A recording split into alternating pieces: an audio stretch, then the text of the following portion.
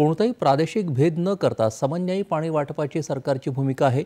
समन्यायी पाणी वाटपासाठी समन्वयानं मार्ग काढले जातील असं जलसंपदा मंत्री राधाकृष्ण विखे पाटील यांनी आज विधान परिषदेत सांगितलं।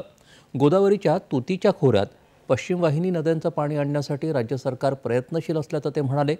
राज्यात जीर्ण झालेल्या आणि वहन क्षमता कमी झालेल्या कालव्यांच्या दुरुस्तीसाठी नाबार्डच्या माध्यमातून 15,000 कोटी रुपयांचा निधी उभारणार असल्याची माहिती जलसंपदा मंत्री राधाकृष्ण विखे पाटील यांनी दिली। गृह पुनर्विकास प्रकल्प उभारण्यात जाणीवपूर्वक विलंब करणाऱ्या विकासकांवर कारवाई केली जाईल। तसंच म्हाडा किंवा SRAची फसवणूक करणाऱ्या विकासकांना काळ्या यादीतून बाहेर काढलं जाणार नाही, असं मंत्री शंभूराज देसाई यांनी विधान परिषदेत सांगितलं। मुंबई महानगरपालिका क्षेत्रातल्या अनधिकृत बांधकामांची चौकशी करण्यासाठी निवृत्त न्यायमूर्तींच्या अध्यक्षतेखाली समिती नेमली जाईल, अशी घोषणा उदय सामंत यांनी आज केली।